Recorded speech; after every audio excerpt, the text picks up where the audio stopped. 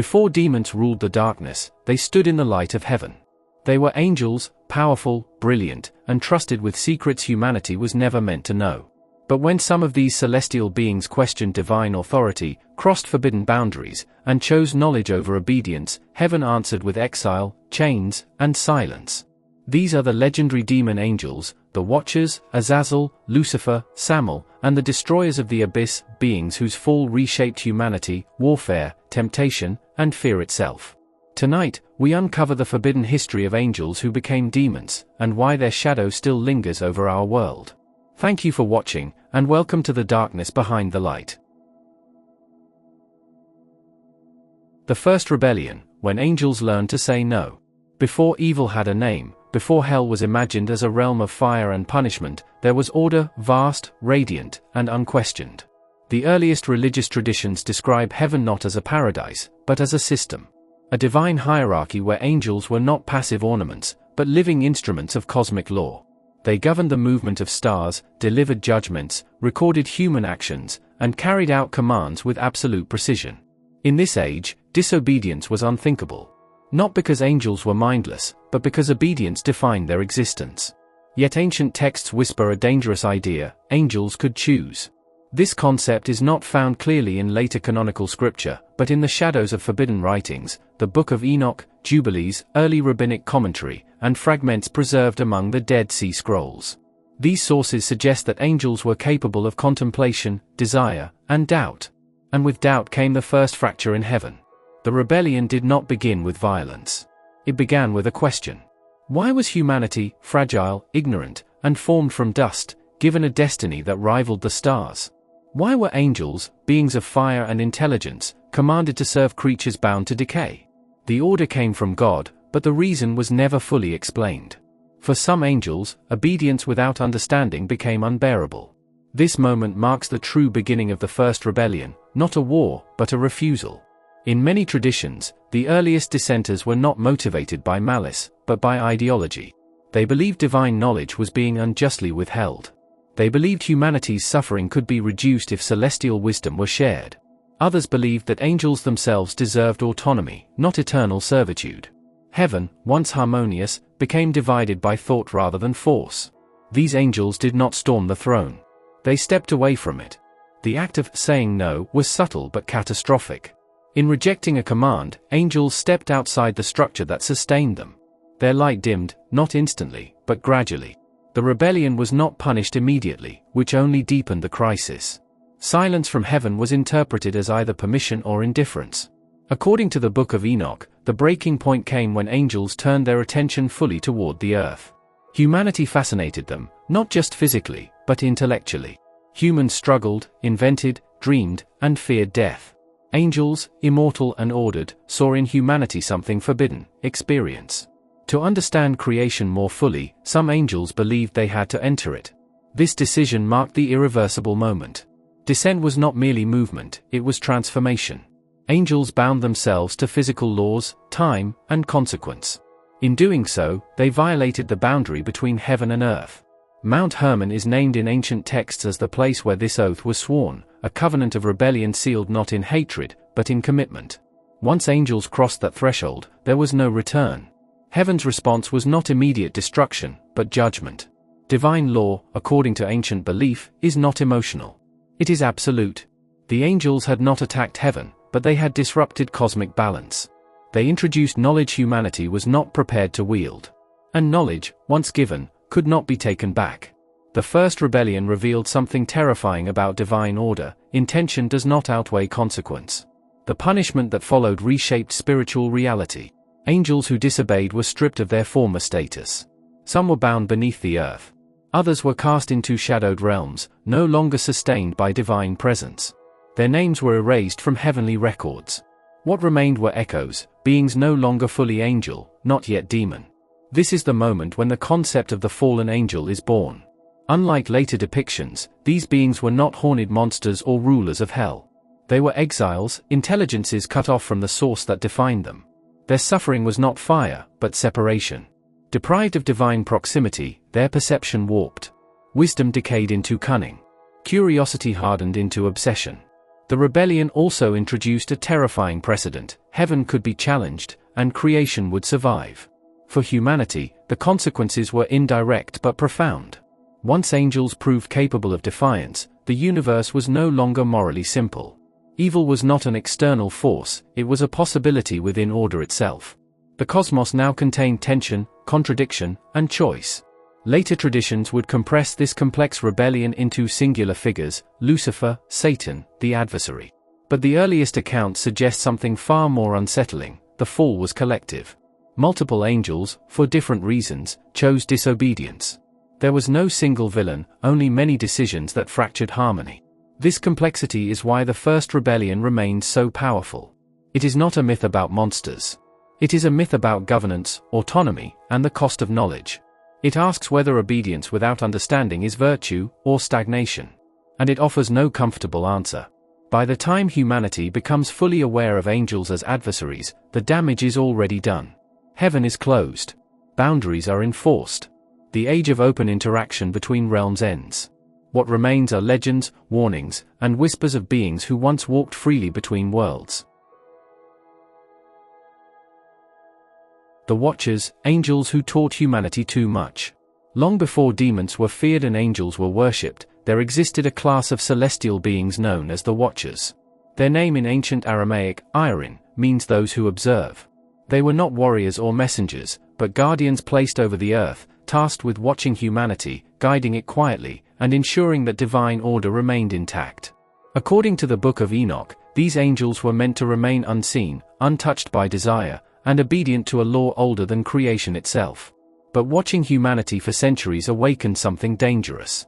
From the heights of heaven, the Watchers saw humans struggle, suffer, and slowly evolve.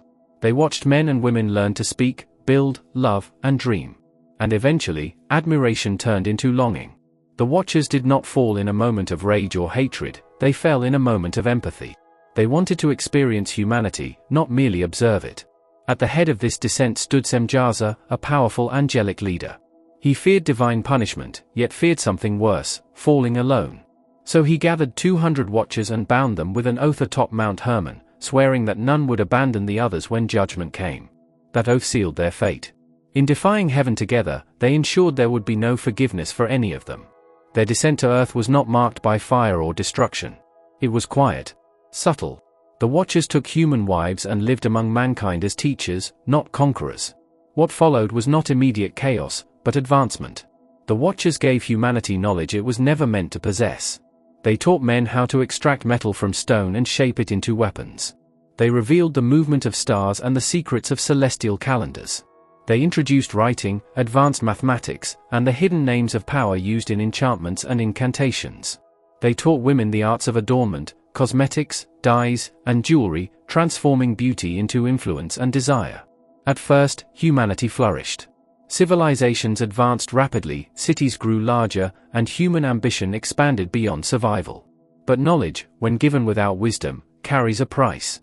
As weapons spread, so did violence. As astrology replaced reverence, humans sought to control fate rather than submit to it. Sorcery blurred the boundary between the natural and the divine. Worst of all were the children born of this forbidden union. The offspring of the Watchers and human women were known as the Nephilim, giants in stature, strength, and hunger. Ancient texts describe them as beings who consumed entire harvests, enslaved human populations, and turned against their creators. When resources ran out, the Nephilim devoured animals, then humans, and finally one another. The Watchers watched their experiment collapse into horror. They had not intended to create monsters. They believed they were uplifting humanity. Instead, they had corrupted the natural order so completely that the earth itself cried out for judgment. According to Enoch, the cries of humanity reached heaven, forcing divine intervention. The archangels were summoned. Michael accused the Watchers of bloodshed and rebellion. Gabriel was ordered to destroy the Nephilim, turning their own violence against them. Raphael was sent to bind Azazel, whose teachings of warfare had accelerated the bloodshed. And Uriel warned Noah of an approaching flood meant to cleanse the world. The punishment of the Watchers was precise and merciless. They were stripped of their celestial status and bound beneath the earth, imprisoned in darkness until the final judgment. Unlike demons who roam freely, the Watchers were locked away, not because they were weak, but because they were too dangerous to release. Their children, the Nephilim, were slain in the flood. Yet destruction did not bring peace.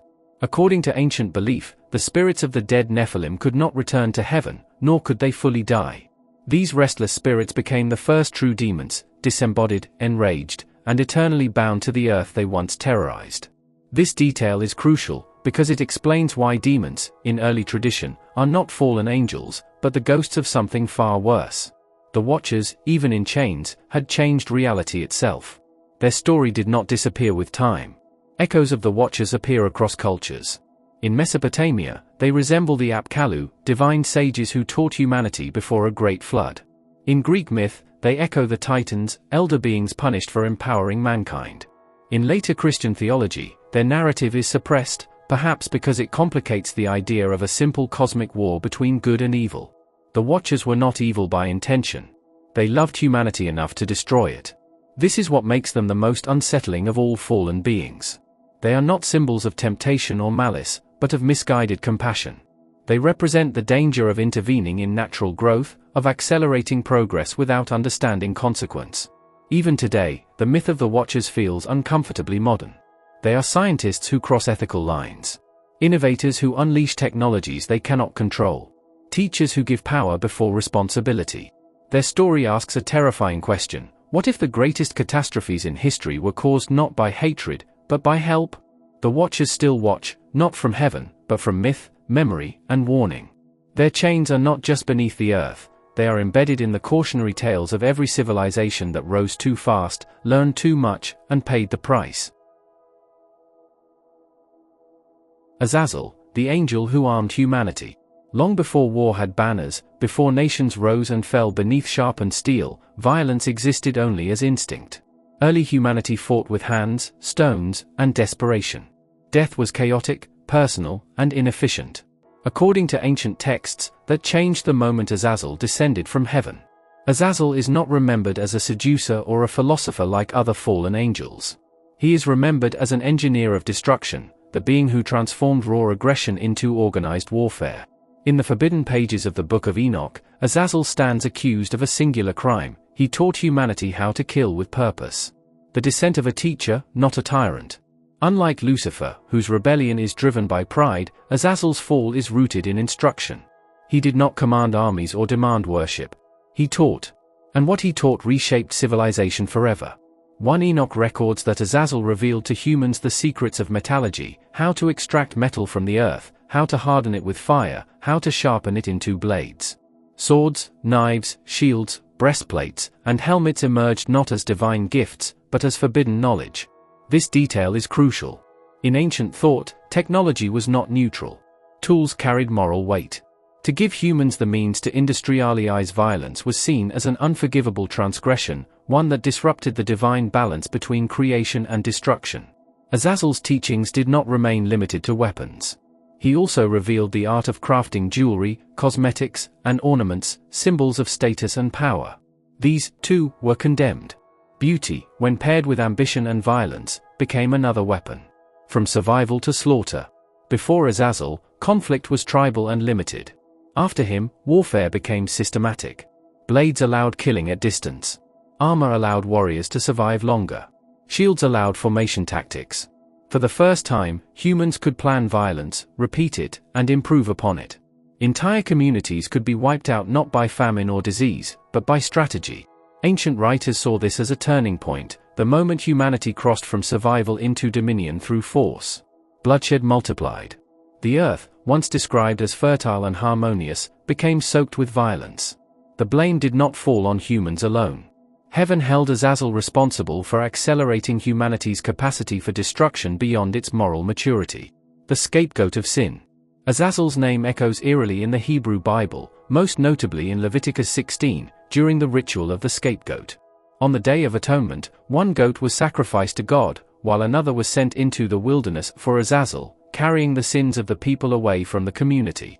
This ritual is deeply unsettling. Azazel is not described as dead, defeated, or erased. He is exiled, a being associated with desolation, wilderness, and spiritual contamination. The ritual implies that sin does not vanish, it must be carried somewhere. And that somewhere is Azazel. Later interpretations debate whether Azazel is a demon, a fallen angel, or the embodiment of impurity itself. But the association remains clear: Azazel becomes the cosmic repository for human violence and guilt. Judgment from heaven. In the Book of Enoch, God's response to Azazel is swift and severe. The archangel Raphael is commanded to bind him hand and foot and cast him into a desert abyss known as Dewdale. Jagged stones are piled over him, and darkness becomes his prison until the final judgment. Unlike other fallen angels who are merely imprisoned, Azazel is singled out for extraordinary punishment. Why? Because his sin was irreversible. Knowledge, once given, cannot be taken back. Weapons cannot be uninvented. Warfare, once learned, becomes tradition. Azazel's teachings would echo through history, through empires, crusades, genocides, and modern warfare. The chains placed upon Azazel were symbolic. Heaven could restrain the teacher, but not the lesson. Azazel and the origins of satanic imagery. Over centuries, Azazel's identity began to merge with that of Satan. Medieval demonology portrayed him as a horned figure, ruler of deserts, commander of infernal armies. These images blurred distinctions between fallen angels, demons, and devils. But early sources do not depict Azazel as a king of hell. He is something more disturbing, a catalyst. Azazel does not rule through fear or temptation. He influences by innovation. His legacy is not possession, but progress without restraint. This is why later theologians feared him more than seductive demons, because his methods felt dangerously human. A different kind of evil. What makes Azazel uniquely terrifying is that his actions mirror humanity's own trajectory. Every major leap in warfare, from bronze to iron, from gunpowder to nuclear weapons, follows the same pattern: technological advancement racing ahead of ethical development. Ancient writers retroactively placed Azazel at the origin of this imbalance. In this sense, Azazel becomes less a villain and more a mythic warning. He represents the moment when knowledge divorced itself from wisdom. The angel still bound beneath the world. Ancient tradition claims Azazel remains imprisoned beneath the earth, bound until the final judgment. But symbolically, he was never contained. His influence walks freely among us, in factories, laboratories, and battlefields. Every weapon carries his echo. Every war repeats his lesson. Azazel is the demon angel of armed humanity, the reminder that progress is not inherently moral, and that some knowledge, once unleashed, demands a price paid in blood. Lucifer, the light that refused to bow. Before Lucifer became a symbol of ultimate evil, he was something far more unsettling, a being of breathtaking brilliance. His earliest identity was not forged in fire or darkness, but in light. The name Lucifer comes from the Latin lux ferae, light-bearer, a title later associated with the planet Venus, the morning star that rises brightest before dawn. In the ancient world, this celestial phenomenon symbolized beauty, power, and inevitable decline, for Venus always vanishes when the sun rises. Long before theology turned him into a horned tyrant of hell, Lucifer was a metaphor for splendor that dared to rival the heavens. The transformation of Lucifer from poetic symbol to fallen angel occurred gradually, shaped by layers of scripture, interpretation, and fear. The passage most often cited comes from Isaiah 14, a taunt directed at the arrogant king of Babylon: "How you have fallen from heaven, O morning star, son of the dawn." In its original context, this was political satire, not demonology. Yet as later readers sought cosmic meaning behind earthly power, the fallen king became a fallen angel, and Lucifer's legend was born. What disturbed ancient theologians was not merely the fall, but the implication that something so radiant could choose rebellion. Unlike the Watchers, who fell through desire for humanity, or Azazel, who armed mankind with violence, Lucifer's rebellion was ideological. He did not descend to teach or to mate. He challenged order itself. According to later Christian tradition, Lucifer was among the highest of angels, possibly a cherub, perhaps even a guardian of the divine throne. His proximity to God granted him knowledge unmatched by any other created being. And knowledge, when paired with self-awareness, can become dangerous. At the center of Lucifer's story is a refusal, an act of non-compliance that echoes through theology.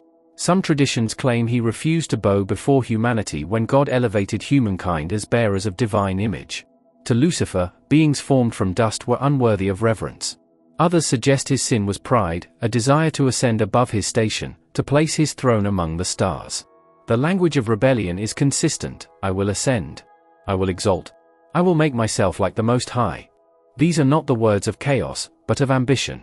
Lucifer's defiance introduces a terrifying concept into religious thought, that evil can originate not from ignorance, but from intelligence. He was not deceived. He was not corrupted. He chose. In this sense, Lucifer becomes less a monster and more a mirror, reflecting the same internal conflict that defines human existence. How much authority is too much? When does obedience become submission? When does self-worth become rebellion? His punishment was not immediate annihilation, but exile. Cast from heaven, Lucifer falls, not into a throne of hell, but into a role. He becomes Satan, a Hebrew term meaning adversary or accuser. In early Jewish texts, Satan is not God's enemy, but God's prosecutor, testing humanity's faith and exposing its weaknesses. This version of Lucifer does not rule hell, he roams the world, observing, tempting, questioning. His power lies not in destruction, but in revelation. The serpent in Eden is later associated with Satan, though the text itself never names him. Yet the symbolism is powerful. The serpent does not force humanity to sin. He offers knowledge, awareness of good and evil. Once again, Lucifer's role is consistent, not to destroy free will, but to activate it. The fall of humanity mirrors the fall of the morning star, both triggered by desire for understanding beyond imposed limits. As Christianity evolved, Lucifer's image darkened. Influenced by apocalyptic literature and Greco-Roman concepts of cosmic warfare, Satan became the embodiment of all opposition to God. Hell transformed from a place of absence into a kingdom of torment, and Lucifer was crowned its ruler in popular imagination. Yet this image contradicts Scripture. Even in Revelation, Satan is not a king, but a prisoner, defeated, bound, and ultimately destroyed. The medieval period reshaped Lucifer into something monstrous. Artists gave him horns, claws, and wings of decay. Theological nuance was replaced by fear. But these grotesque depictions served a purpose: they removed relatability. A beautiful rebel is dangerous. A hideous monster is easy to reject. By deforming Lucifer's image, humanity distanced itself from the uncomfortable truth that his rebellion was rooted in emotions we recognize: pride, injustice, self-determination. In esoteric and Gnostic traditions, Lucifer undergoes yet another transformation. Here, he is not villain but liberator, a bearer of forbidden knowledge who frees humanity from blind obedience. While mainstream religion condemned this view as heretical, its persistence reveals something important: Lucifer's story refuses to be simple. He cannot be confined to pure evil or misunderstood hero. He exists in the tension between. Psychologically, Lucifer represents the ego's awakening, the moment consciousness turns inward and recognizes itself as separate. This is both the birth of identity and the seed of suffering. To know oneself is to desire autonomy. To desire autonomy is to challenge authority. In this framework, Lucifer is not external evil, but internal conflict mythologized on a cosmic scale. Modern storytelling continues to reshape him. Lucifer appears as tragic antihero, fallen guardian, misunderstood rebel. From literature to film, he is portrayed as charismatic, articulate, and morally complex. These depictions resonate because they echo ancient truths, that rebellion often begins with a question, not an act of violence. Ultimately, Lucifer's fall is not about the creation of hell, it is about the cost of defiance. He gains freedom, but loses belonging. He gains identity, but sacrifices communion. His story asks a question no theology fully answers: is obedience virtuous if it erases the self? Lucifer, the light that refused to bow, endures because he embodies the most dangerous idea ever conceived, that even in a perfect system, there may be those who cannot submit. And that the line between enlightenment and damnation is thinner than heaven itself. Samael, the angel of death and poison. Among the many names whispered in fear and awe throughout religious and mystical texts, few strike as deep a chill as Samael. Known in Hebrew as poison of God, Samael occupies a space in mythology and theology that is both terrifying and paradoxical. He is not simply evil, he is necessary, a force that straddles the delicate boundary between divine will and human suffering, angel and adversary, life and death. To understand Samael is to understand a cosmic truth often overlooked, that destruction, like creation, can have purpose. Samael in Jewish mysticism. Samael first emerges prominently in Jewish mystical texts, particularly the Talmud and later Kabbalistic writings. In these traditions, he is a dual figure, simultaneously an angel of God and the accuser of humanity. He is, in essence, the cosmic prosecutor, the divine instrument of testing, the shadow that ensures the balance of justice. His name, Poison of God, is no mere metaphor. Samael's role is to inject life with hardship, suffering, and mortality, revealing the fragility of existence. In Kabbalah, Samael's influence is vast and terrifying. He is sometimes portrayed as the consort of Lilith, the first woman who defied Adam and fled Eden, becoming the archetype of rebellion and chaos. Together, they produce demonic forces, emphasizing the intimate connection between Samael, rebellion, and the corruption of life. Yet even in this fearsome association, Samael is not entirely independent of divine command. In mystical thought, he acts as a necessary balance to mercy, reminding humanity that death, disease, and challenge are as much a part of the divine order as creation and life. The serpent in Eden? Some interpretations of ancient Jewish texts identify Samael with the serpent that tempted Eve in the Garden of Eden. Unlike the traditional view of Satan as purely malevolent, this portrayal emphasizes testing and consequence. Samael does not act in outright defiance of God, rather, he executes God's will in ways that humans experience as temptation, challenge, or catastrophe. In this sense, Samael is less a villain and more a cosmic mechanism, ensuring that humanity grows through trial. The serpent, as an agent of Samael, is thus a symbol of the dual nature of knowledge, enlightening yet dangerous, seductive yet destructive. This duality is central to Samael's identity. He embodies both life and death, guidance and destruction. He is not purely evil, nor is he wholly good. He is a force of equilibrium, demonstrating that light cannot exist without shadow, and mercy cannot exist without justice. Death and disease.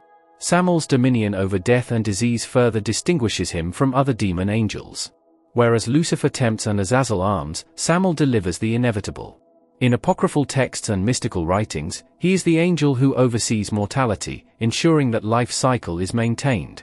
Ancient communities often invoked his name not in prayer but in caution, acknowledging that misfortune, illness, and sudden death were not random, but the workings of a powerful celestial agent. Interestingly, Samael's association with poison extends beyond the literal.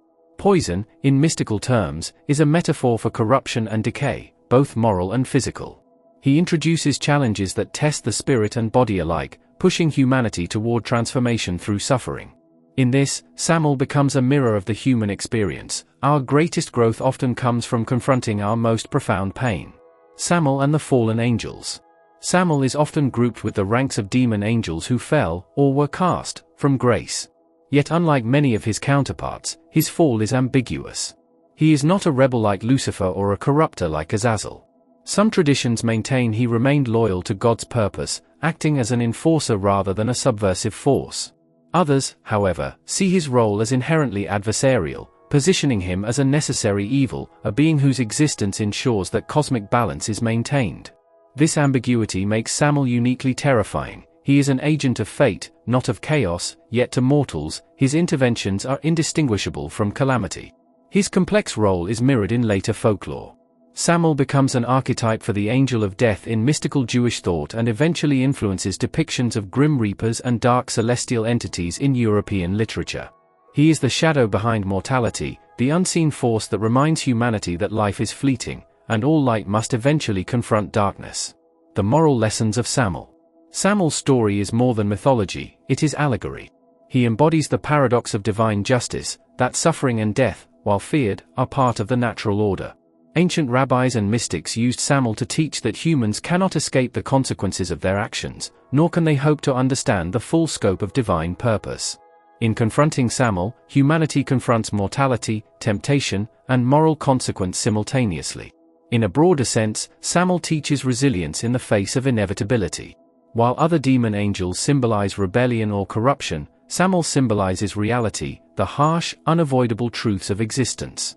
His presence reminds mortals that challenge is universal and impartial.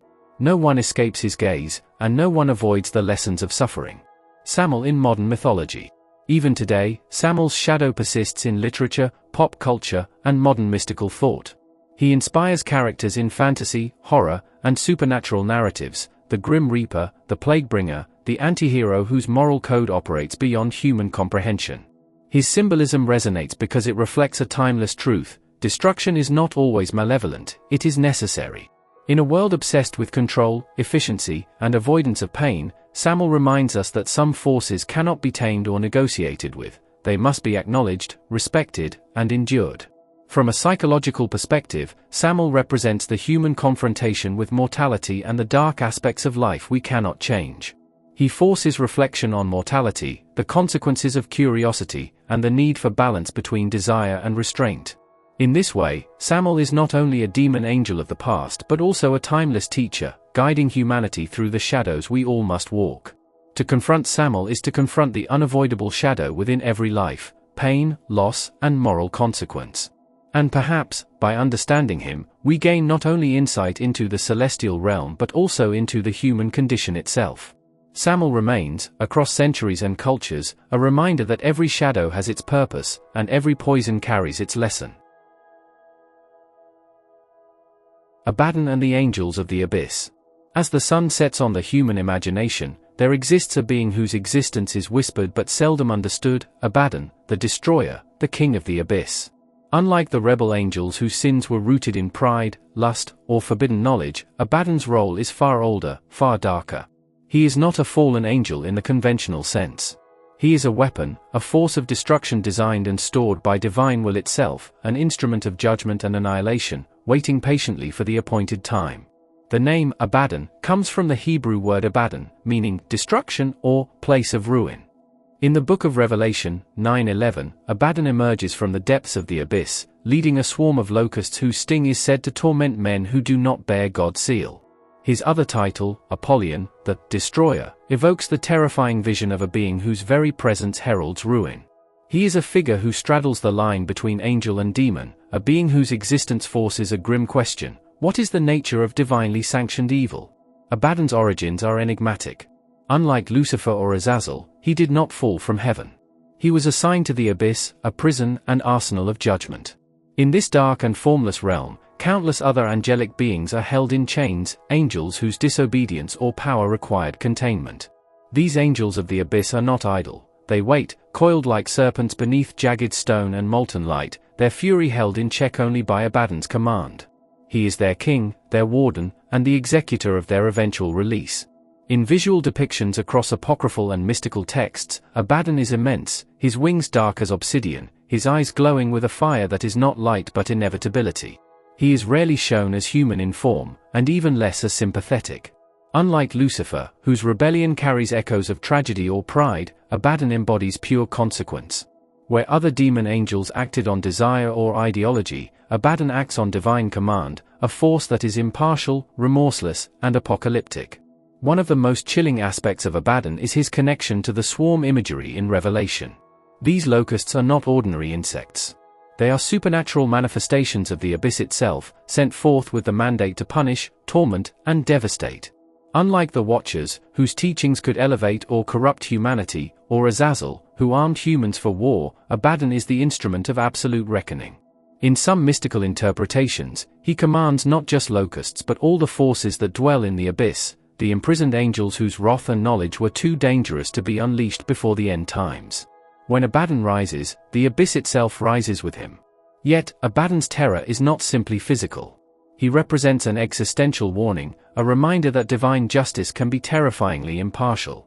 The biblical and apocalyptic traditions suggest that Abaddon's release is not arbitrary, it corresponds to human failure on a cosmic scale. He is unleashed only when humanity has reached the tipping point of corruption, when evil has multiplied beyond restraint, and when judgment must be made in its fullest magnitude. His is not punishment for crime alone, it is the execution of cosmic balance. In Jewish mystical literature, Abaddon is also linked to the concept of Sheol or the underworld. He governs not the fiery hell of later Christian imagination, but a primordial abyss, a dark space beneath creation where energies too dangerous for the heavens are contained. Here, he watches over angels who were too powerful, too independent, or too dangerous to remain free, guardians turned prisoners, awaiting the final call. This places Abaddon in a unique theological position. He is neither wholly evil nor wholly good, but a necessary function of divine order, a guardian of the abyss whose purpose is both containment and destruction. Abaddon's enduring legacy in culture and mythology is surprisingly pervasive. Medieval texts often merge him with Satan or the Antichrist, yet he remains distinct. In modern demonology, Abaddon becomes a symbol of unstoppable forces, of apocalyptic inevitability. Writers and filmmakers have borrowed his image to personify unstoppable destruction, cataclysmic natural disasters, or moral collapse on a societal scale. His legend is a bridge between ancient texts and contemporary fears, a reminder that some forces lie beyond negotiation or morality. But Abaddon is not merely a figure of fear, he is a lesson. His story underscores that rebellion against divine order is not always a moral struggle but can be a confrontation with the consequences of power. While Lucifer tempts, Azazel corrupts, and Samael executes selectively, Abaddon embodies the impartial reckoning that follows unchecked defiance. The angels in his command are not merely soldiers, they are embodiments of consequence, waiting to serve a purpose far larger than their own histories. Some mystical traditions even suggest that Abaddon's influence is subtle in the modern world. Unlike the more personal interventions of Lucifer or Azazel, Abaddon's mark is systemic. Wars, plagues, ecological collapse, and human atrocities can all be glimpsed as echoes of the abyss's potential release. Though he does not act of his own initiative, his presence is felt in the patterns of destruction that humanity cannot control, a reminder that chaos may be both natural and divinely sanctioned, that the abyss watches and waits. Why demon angels still haunt the modern world? Even millennia after the Watchers fell, after Azazel was bound in the desert and Lucifer cast from heaven, the legacy of the demon angels persists. Their stories were never meant to be mere myth or cautionary tales, they are mirrors, reflecting humanity's deepest desires, fears, and failures. The question is not whether they exist, they do, in the imagination, in religion, in culture, but why their influence remains so palpable in our modern world. The first reason is surprisingly simple: humanity never stopped repeating their mistakes. Demon angels, by definition, are beings that chose knowledge, autonomy, and rebellion over obedience. They pursued power without restraint, taught forbidden secrets, and crossed the boundaries set by the divine. And in doing so, they revealed a timeless truth: progress without morality is inherently dangerous. Take Azazel, for instance. Bound in the desert for teaching humans the arts of war, mythology, and weaponry, his punishment was severe, but his lessons endured. Every sword forged, every war strategized, every battle waged with human ingenuity is a reflection of his influence. In the modern era, this manifests as technology, artificial intelligence, chemical warfare, and nuclear weaponry. Humanity wields these tools with the same combination of brilliance and recklessness that the fallen angel exhibited. In a very real sense, the shadow of Azazel walks with us every time we innovate without ethics, every time we weaponize knowledge without considering consequences.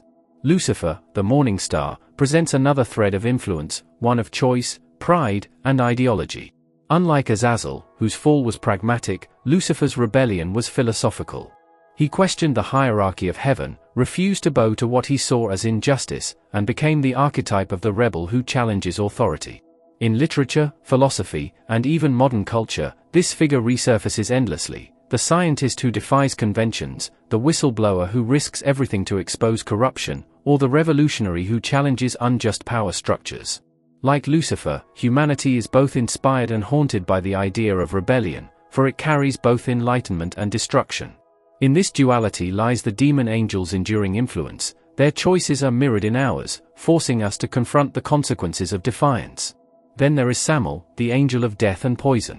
Samael's presence reminds us that suffering, disease, and destruction are not random, they are woven into existence.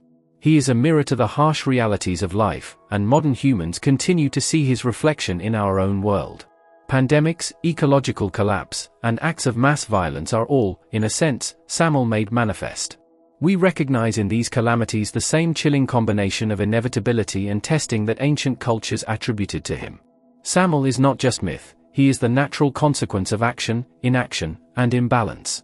The demon angels also haunt modern morality and ethics. In an age of instant communication, genetic engineering, and unprecedented global power, humanity wields godlike abilities. We can manipulate life, destroy entire ecosystems, and explore realms of knowledge that previous generations would have considered divine secrets. The cautionary tales of the Watchers and other fallen angels are no longer confined to dusty apocrypha, they resonate as ethical warnings for our own time. Each time we overstep boundaries without understanding the consequences, we are echoing their sins, and their shadows loom over us. This haunting is not merely symbolic. It permeates art, literature, and popular culture. From Renaissance paintings of the fall of Lucifer to contemporary films depicting fallen angels, dystopian AI, and apocalyptic wars, the demon angels are ever-present archetypes. They embody humanity's tension with authority, our fascination with forbidden knowledge, and our fear of uncontrolled power. Even when they are disguised as superheroes, villains, or morally ambiguous antiheroes, their essence remains the same: beings who were once close to the divine, who possessed immense power, and who chose to challenge the natural order. Moreover, the demon angels endure in the spiritual and psychological lives of humans. Carl Jung, the father of analytical psychology, would recognize in the demon angels what he called the shadow, the part of ourselves we fear or suppress. Just as the Watchers revealed the dangers of unrestrained curiosity, and Lucifer embodied pride and dissent, the demon angels represent the hidden parts of our psyche: ambition, rebellion, lust for knowledge, and the capacity for destruction. In this sense, they haunt every decision, every ambition, every moral dilemma, reminding us that the capacity for both creation and devastation resides within us. Even religion acknowledges their continued relevance. While angels, demons, and fallen beings may be relegated to allegory in some traditions, other faiths preserve the belief that these entities still influence the world. In Islamic law, the jinn, sometimes equated with fallen angels or spirits, interact with humans in subtle ways. In Jewish mysticism, Samael and other angelic figures are instruments of divine justice, not obsolete myths. Across cultures, the echoes of these beings persist, adapting to the human imagination and moral framework of the era. Finally, the modern fascination with demon angels points to a deeper truth: we are fascinated by the limits of power, knowledge, and freedom. The stories of the Watchers teaching forbidden knowledge, of Azazel revealing the mechanics of war, and of Lucifer challenging divine hierarchy are enduring precisely because they mirror our own existential dilemmas. We are drawn to the question: how far should we go? What happens if we step beyond the line? Demon angels haunt us because they embody the consequences of that question: eternal, unflinching, and impossible to ignore. Their haunting is not meant to terrify us for its own sake. It is meant to guide, warn, and reflect. The fallen angels show that intelligence and power, without wisdom or morality, are destructive forces. The most terrifying truth about demon angels is not that they fell from heaven, but why they fell. They questioned authority, shared forbidden knowledge, and chose free will over obedience, choices that still define humanity today. The Watchers, Azazel, Lucifer, Samael, and the angels of the abyss were not erased from history; they were woven into it as warnings.